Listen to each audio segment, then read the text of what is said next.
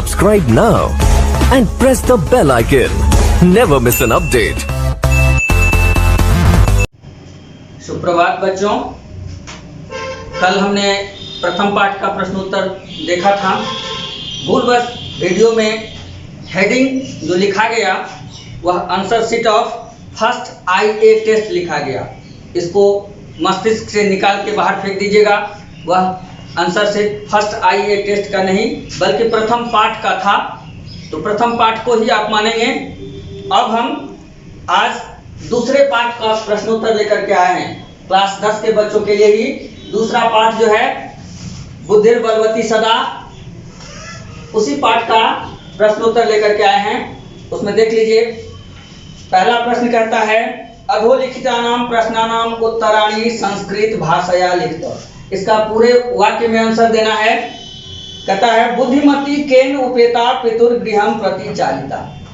केन उपेता कहता है बुद्धिमती पुत्रद्वयेन उपेता, दोनों पुत्र को साथ लेकर बुद्धिमती पुत्रद्वयेन उपेता पितुर्गृहं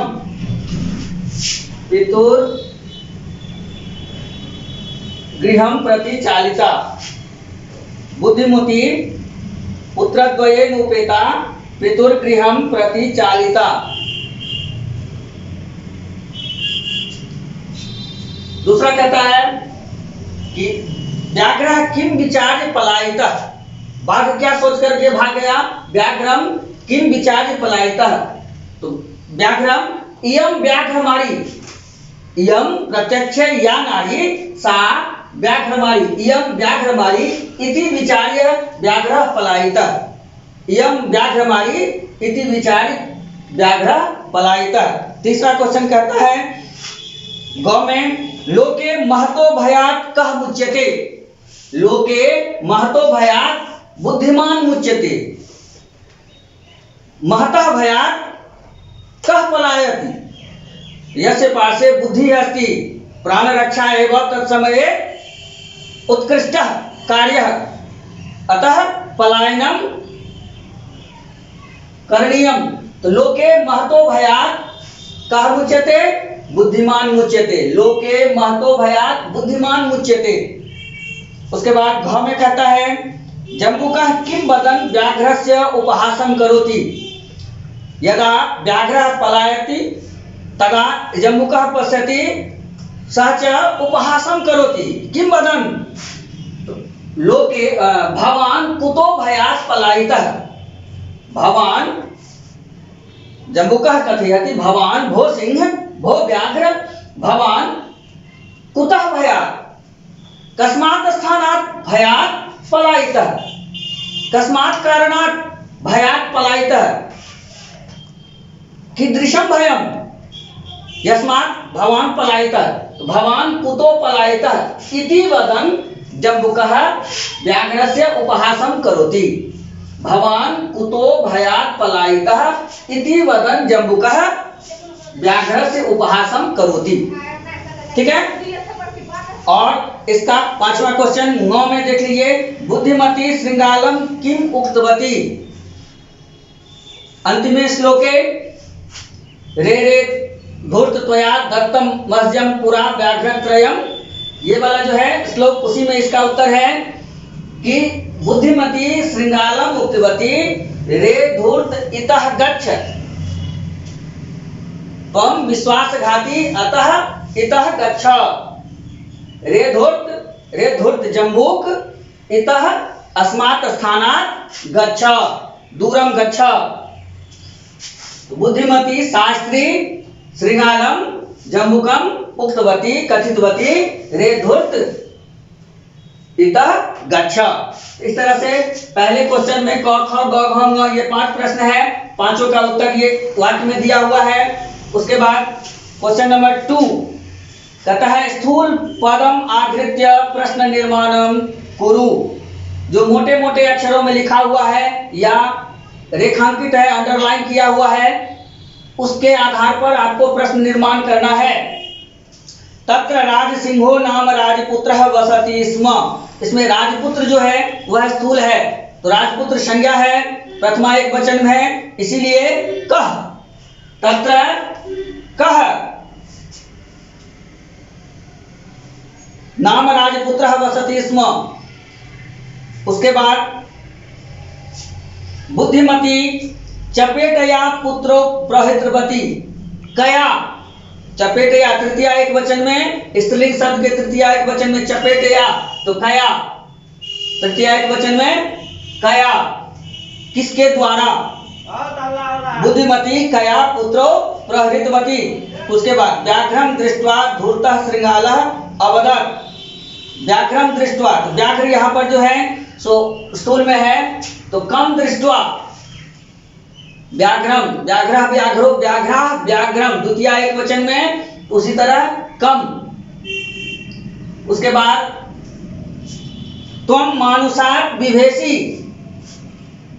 त्वम बिभेषि, मानुषात्, तो मानुषात् जो यहाँ पर स्थूल पद किया हुआ है तो पंचमी एक वचन में है, इसलिए कस्मात्। किनके पंचमी एक वचन में? कस्मात्। त्वम कस्मात् बिभेषि, त्वम कस्मात् बिभेषि। उसके बाद पुरा त्वया मह्यम व्याघ्रत्रयम दत्तम। यहाँ पर अंतिम वाक्य में मह्यम को अंडरलाइन किया हुआ है या स्थूल बनाया हुआ है, तो पुरा त्वया मह्यम, तो मह्यम जो है अस्मत् शब्द का चतुर्थी एक वचन में है, इसलिए उसका उत्तर भी होगा किम के चतुर्थी एक वचन में, कस्मै। तो मह्यम कस्मै, पुरा त्वया कस्मै व्याघ्रत्रयम दत्तम इति। इस तरह से क्वेश्चन नंबर 2 जो है, क्वेश्चन बनाने वाला जो है, प्रश्न निर्माण जो है वह पूरा हुआ। क्वेश्चन नंबर 3 जो है वह घटनाक्रम से है, इसको मैं नहीं बताऊंगा, इसको आपको स्वयं करना होगा। आप अपने आधार पर पाठ को पढ़िए और पाठ में जो भी क्रम, जो भी घटना पहले घटी हुई है, पाठ के क्रम के अनुसार आप उसको लिखिए। ये गलत लिखिएगा आप जानिए, सही लिखिएगा आप जानिए, इसमें मैं आपको नहीं बताने जा रहा हूं, इसको आपको स्वयं करना है। उसके बाद क्वेश्चन नंबर 4 कहता है संधि संधि विच्छेदम वाक् पुरुतः। कहता है यदि संधि किया हुआ है तो उसको संधि विच्छेद कीजिए, और यदि संधि विच्छेद किया हुआ है तो उसको संधि कीजिए। इसमें देखिए क पितुर्गृहम, इसको संधि विच्छेद करना है। पितुः जोड़ गृहम, पितुर्गृहम, पितुः जोड़ गृहम बराबर पितुर्गृहम। उसके बाद दूसरा शब्द है एकैकः, इसको भी संधि विच्छेद करना है। एक जोड़ एकः बराबर एकैकः, एक जोड़ एकः बराबर एकैकः। गौ में है अन्यः जोड़ अपि, संधि विच्छेद किया हुआ है, इसको संधि करके लिखना है अन्योपि, अन्यः जोड़ अपि अन्योपि। उसके बाद घ में है इति जोड़ उक्त्वा इत्युक्त्वा, संधि विच्छेद करके दिया हुआ है, संधि करके लिखना है इति जोड़ उक्त्वा इत्युक्त्वा। और ङ में भी है यत्र जोड़ आस्ते, संधि विच्छेद करके दिया हुआ है, संधि करके लिखना है यत्र जोड़ आस्ते यत्रास्ते। इस तरह से संधि विच्छेद वाला जो भाग है, चौथा क्वेश्चन है वह पहले में पितुः जोड़ गृहम, दूसरे में एक जोड़ एकः, क में पितुः जोड़ गृहम, ख में एक जोड़ एकः, ग में अन्योपि, घ में इत्युक्त्वा और न में यत्रास्ते। उसके बाद क्वेश्चन नंबर 5 कहता है अधोलिखितानां पदानां अर्थः कोष्ठात् चित्वा लिखतः। क्रिया का रूप दिया हुआ है और उसके सामने ब्रैकेट में 2 शब्द दिए हुए हैं, दोनों में से जो उचित अर्थ है उसका, उसको आपको लिखना है। पहला है ददर्श, ददर्श मतलब दृष्टवान, अपश्यत् देखा, पहला का ददर्श दृष्टवान। दूसरा है जगाद, जगाद मतलब बोला, अकथयत् कहा। तीसरा है ययो, ययो का अर्थ होता है अगच्छत् गतवान, ययो गतवान। उसके बाद अत्तुम भोक्तुम खादितुम, भोजन करने के लिए, घ में है अत्तुम खादितुम। उसके बाद मुच्यते, मुच्यते मुक्तो भवति, मुच्यते शब्द का अर्थ होता है मुक्तो भवति। और ईक्षते, ईक्ष धातु देखने के अर्थ में प्रयोग होता है, इसीलिए पश्यति, ईक्षते पश्यति। क्वेश्चन नंबर 5 जो है वह क्रिया का जो रूप आपके सामने में है उसका अर्थ लिखना है। तो ये है पहले का दृष्टवान, ददर्श का दृष्टवान, ख में दृष्टवान, ख में अकथयत्, ग में गतवान, घ में खादितुम, ङ में मुक्तो भवति और च में पश्यति, इक्षते का पश्यति। उसके बाद अगला प्रश्न है क्वेश्चन नंबर 6। क्वेश्चन नंबर 6 में अ और आ दो सेक्शन बनाया हुआ है। पहला सेक्शन अ जो है वह कहता है कि पर्याय शब्द लिखिए और आ सेक्शन कहता है कि विपर्यय शब्द लिखिए। पहले का पर्याय, दूसरे का विपर्यय। तो पर्याय में देख लीजिए, अ सेक्शन में देख लीजिए, कहता है पहला में है वनम। वनम का पाठा चित्वा पर्याय पदम लिखता, इसलिए जो आपके सामने में, आपके पुस्तक में, आपके पाठ में आया हुआ शब्द है उसी को लीजिएगा। यदि यह नहीं रहता, पर्याय पदम लिखता सिर्फ रहता, तो इसके स्थान पर आप काननम, वनम, कुछ भी और शब्द दे सकते थे। जम्बुका, तूर्णम, शीघ्रम, त्वरितम, जो भी मन होता दे देते। भार्या, पत्नी, जाया, बहुत सारा शब्द है। लेकिन चूंकि इस शब्द में ये शब्द जो मैंने दिया है वह इस पाठ में आया हुआ है और प्रश्न करता है कि पाठात् चित्वा, अपने पाठ्य से ही चुन करके लिखना है। ध्यान रखने की बात यह है। तो वनम, वनम का काननम पर्याय पद, उसके बाद श्रृंगारः, जम्बूकः, उसके बाद शीघ्रम, शीघ्रम का तूर्णम, त्वरितम भी होता है लेकिन तूर्णम शब्द आया है पाठ में। उसके बाद पत्नी, भार्या शब्द प्रयोग हुआ है और गच्छसि, यासि ये शब्द प्रयोग हुआ है। तो यही पांचों शब्द, 5 पर्याय आपको प्रयोग करने हैं। उसके बाद आ सेक्शन में देख लीजिए, आ सेक्शन कहता है विपर्याय, कहता है पाठा चित्वा विपरीतार्थक पदम लिखता। यहाँ पर मैंने अंतिम लिख दिया है सिर्फ आपकी जानकारी के लिए कि प्रथम का अंत होता है, शुरू का अंत होता है, लेकिन इसका होगा यहाँ पर सही अर्थ में पाठ में द्वितीय, पहले का उल्टा दूसरा। 2 बेटे थे ना, तो प्रथमा पुत्र, द्वितीय पुत्र, तो प्रथम का उल्टा द्वितीय। यहाँ पर सिर्फ और सिर्फ ये होगा, लेकिन इसका यह भी होता है कि मैंने सिर्फ जानकारी के लिए आपको लिख दिया है। ये प्रथमा का द्वितीय ही होगा, ये ध्यान रखिएगा। उल्टा प्रथमा का द्वितीय। उक्त्वा, उक्त्वा मतलब कहकर, तो कहकर के उल्टा क्या होगा? सुनकर। कहकर के उल्टा होगा श्रुत्वा। उक्त्वा का उल्टा होगा विपर्यय होगा श्रुत्वा। उसके बाद है अधुना। अधुना वर्तमान काले, तो या तो होगा पूरा या होगा पश्चात। तो चूंकि इसमें आया है पश्चात शब्द, इसलिए पश्चात देंगे। पूरा और पश्चात दोनों होगा उसका विपरीत। पूरा मतलब बहुत पहले, पश्चात मतलब बाद में। तो वर्तमान का उल्टा भूत भी और भविष्य दोनों हो सकता है, लेकिन पाठ में आया है पश्चात शब्द। आप जब पाठ पढ़ेंगे ध्यान देंगे तो पश्चात शब्द का प्रयोग हुआ है, पूरा का शब्द का प्रयोग इस अर्थ में नहीं हुआ है, इसलिए यहाँ पर पश्चात होगा। उसके बाद है अवेला। अवेला, बेला, अवेला। वेला मतलब समय, अवेला मतलब कुसमय। तो वेला, अवेला का सब उल्टा क्या हो जाएगा? बेला। और समय का क्या हो जाएगा? समय। उस समय का समय। और बुद्धिहीना, बुद्धिहीना का क्या उल्टा हो जाएगा? जो बुद्धि से विपरीत है, बुद्धि से विहीन है, तो बुद्धिमती। स्त्रीलिंग है इसलिए बुद्धिहीना का बुद्धिमती। इस तरह के 6 प्रश्नों का उत्तर देखा है। 7वां प्रश्न भी 2 सेक्शन में बटा हुआ है।